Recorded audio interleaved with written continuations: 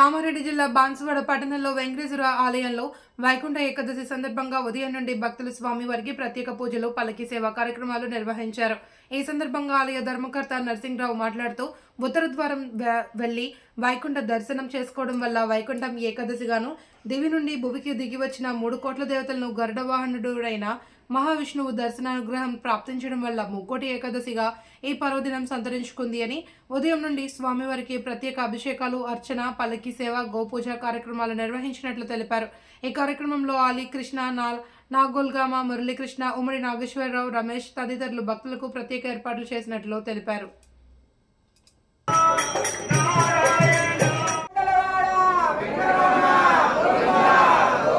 ఏకాదశి అంటేనే 11 అని మనకందరికీ విదితమే కనుక భక్తులకు మనవి ప్రతి ఒక్కరూ కూడా పల్లకి సేవలో పాల్గొనాలి కనుక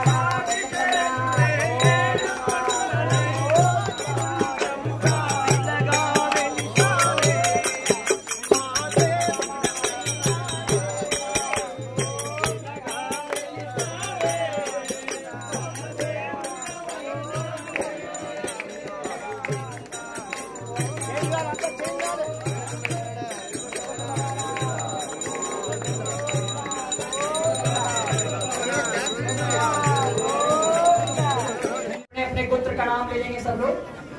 नाना नाम गोत्रस्य, अपने अपने नाम ले लेंगे सब लोग। नाना नाम जजमानस्य नारायण भो नमो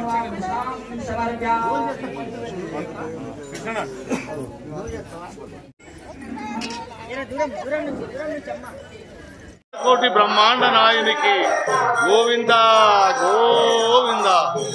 ఈరోజు వైకుంఠ ఏకాదశి మహా పర్వదినము. 33 కోట్ల దేవతలు ఈరోజు ఇవాళ మనకు దర్శనమిస్తారనే ఒక శాసనం చెప్తుంది కనుక ఇవన్నీ కొద్దిటి నుంచి అభిషేకాలు, కార్యక్రమాలు, ధూపదీపం అన్నీ జరుగుతున్నాయి. మరి భక్తులకు ఎటువంటి ఇబ్బంది లేకుండా అన్ని సౌకర్యాలు కల్పించడం మా దేవస్థానం తరపు నుంచి. మరి అలీ కృష్ణ కూడా చైర్మన్, మరి రమేష్ గారు, మరి అట్లాగే మరి ప్రసాదం గురించి మన నాలుగుగామ మురళి ప్రసాదం గురించి ఆయన కూడా చేస్తున్నాడు ఈరోజు. మరి ఇవన్నీ కార్యక్రమాలు జరుగుతున్నాయి కనుక భగవంతుని ఆశీస్సులు అందరిపై ఉండాలని మరి మనం ప్రార్థిస్తున్నాము. జై జై వెంకటేశ్వర స్వామికి, భగవాన్ లక్ష్మీ గోదాదేవికి గోవింద గోవింద. జై శ్రీమన్నారాయణ, జై జై శ్రీమన్నారాయణ. ధనుర్మాసం సందర్భంగా ఈరోజు వైకుంఠ ఏకాదశి పర్వదినము కావున భక్తులు అధిక సంఖ్యలో పాల్గొంటున్నారు.